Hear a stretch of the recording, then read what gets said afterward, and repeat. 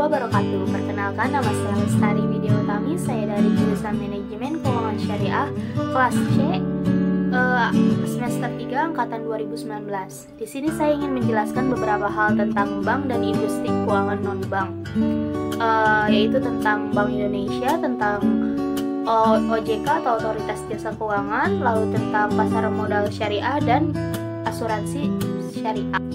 Jadi langsung aja ya, yang pertama yaitu sebutkan dan uraikan tugas pokok Bank Indonesia. Apa aja sih? Yang pertama itu menetapkan dan melaksanakan kebijakan moneter. Nah, kebijakan moneter itu kan adalah seperangkat kebijakan ekonomi yang dibuat oleh Bank Sentral.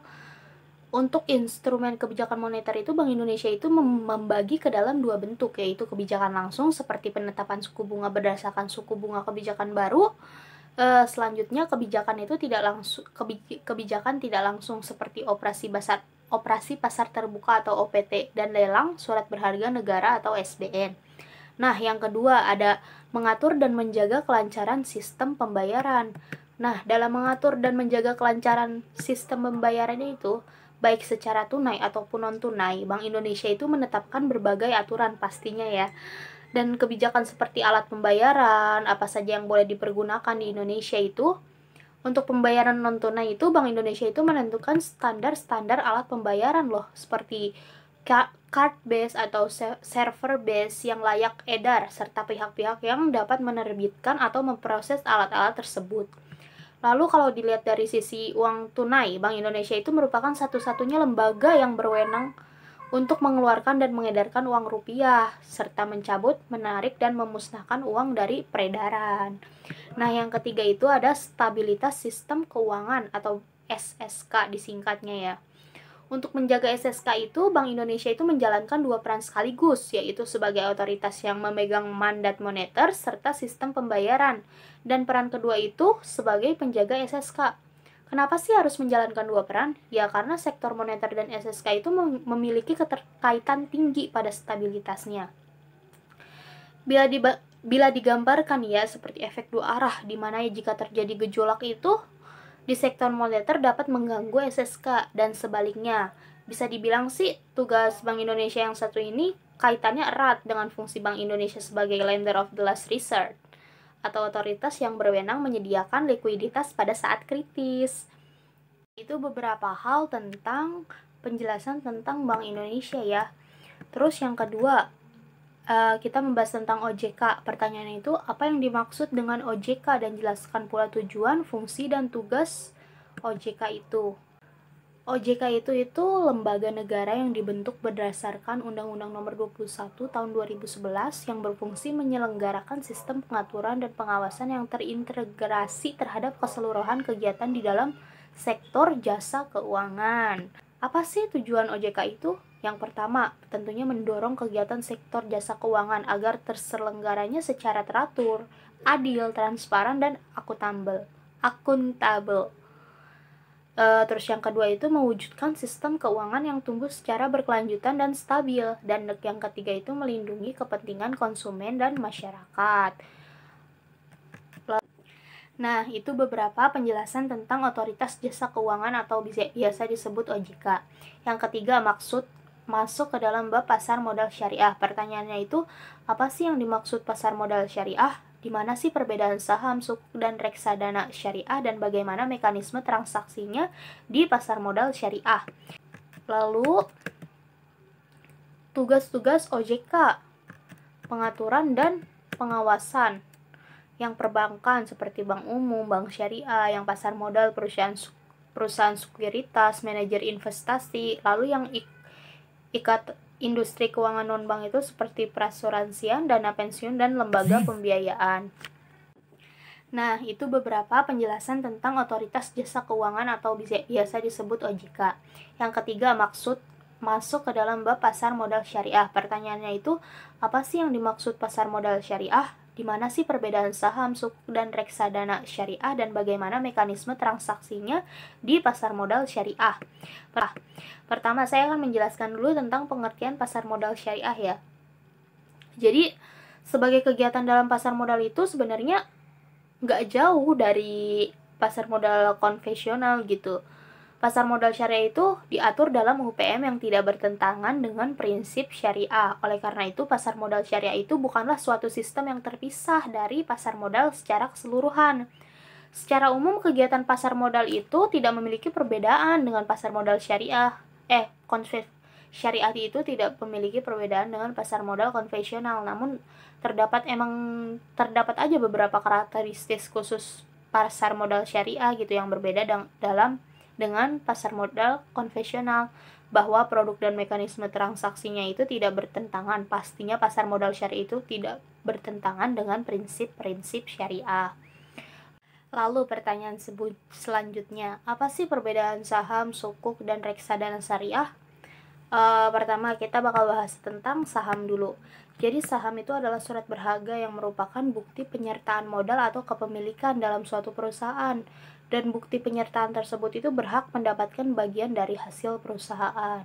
Akan ditanya mekanismenya juga nih. Jadi mekanisme saham itu mekanisme transaksi pasar perdana. Yang pertama itu emiten mengajukan pendaftaran ke Bursa Efek Indonesia untuk melakukan IPO. Dan yang kedua, emiten selanjutnya itu mengajukan permohonan pendaftaran ke OJK untuk mendapatkan pernyataan efektif. Yang ketiga, emiten itu berserta perusahaan menjamin emisi melakukan penawaran atau penjualan saham perdana kepada para calon investor. Nah, yang keempat itu pencatat saham atau listing di Bursa Efek Indonesia itu, dan investor bisa melakukan transaksi jual beli saham di pasar sekunder ataupun di lantai bursa. Transaksi pasar sekunder yang pertama, investor itu melakukan pembukaan rekening efek dan memperoleh kartu acuan kepemilikan sekuritas atau akses, atau disebut juga single investor identification yang diterbitkan oleh KSEI. Yang kedua, investor itu mempelajari kinerja perusahaan dengan melihat beberapa aspek seperti data-data makroekonomi, laporan keuangan, serta prospek bisnis perusahaan. Dan yang ketiga itu, investor menghubungi pialang atau broker yang akan membantu melakukan transaksi beli dijual saham tersebut.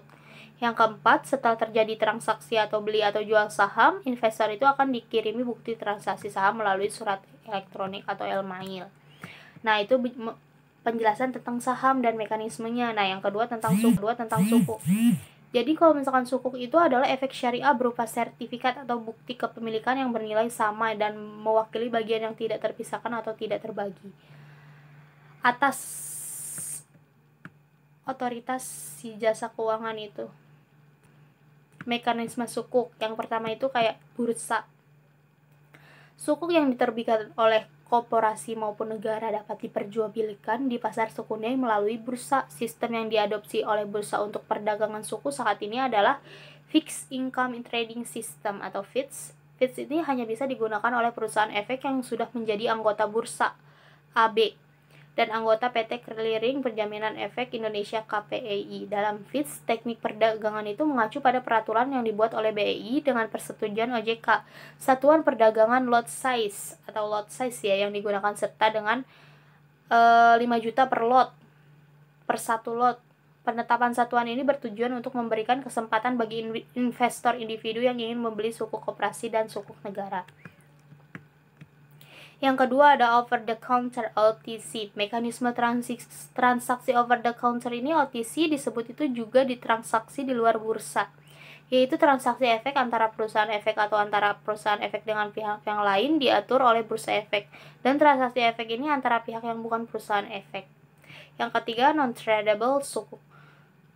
Meskipun infrastruktur perdagangan di pasar sekunder untuk sukuk ini saat ini sudah berkembang, terdapat beberapa jenis sukuk yang memiliki karakteristik yang sudah berkembang loh. Terdapat beberapa jenis sukuk yang memiliki karakteristik untuk sehingga tidak dapat diperdagangkan di pasar sekunder. Lalu yang ketiga tentang reksadana syariah. Nah, kalau reksadana syariah ini adalah wadah investasi yang berisi kumpulan surat berharga.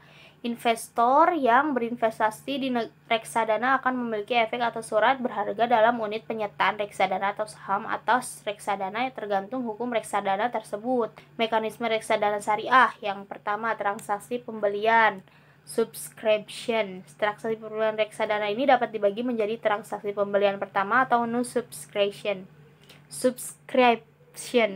Transaksi penambahan atau top up, transaksi berkala, transaksi pembelian produk baru itu, transaksi pembelian pertama kali atau new subscription adalah transaksi yang dilakukan oleh investor pertama kali atau sering disebut juga transaksi new account.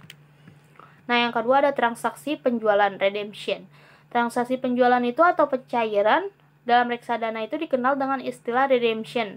Terkadang transaksi penjualan ini sering disalahartikan oleh investor sebagai waktu yang diperbolehkan untuk melakukan pencairan, terutama bagi mereka yang memiliki kontrak transaksi investasi berkala. Nah, yang terakhir itu ada transaksi pengalihan atau switching. Transaksi pengalihan atau switching ini adalah memindahkan investasi dari reksadana ke reksadana lainnya. Begitu. Jadi itu beberapa pengertian tentang pasar modal syariah ya. Terus pertanyaan terakhir, bolehkan asuransi syariah itu dibawa di tengah jalan? Jelaskan. Gini ya, kalau misalkan asuransi syariah dibawa di tengah jalan. Jadi kan kalau misalkan kayak gitu kan pasti kedua belah pihak itu udah terikat kontrak gitu ya.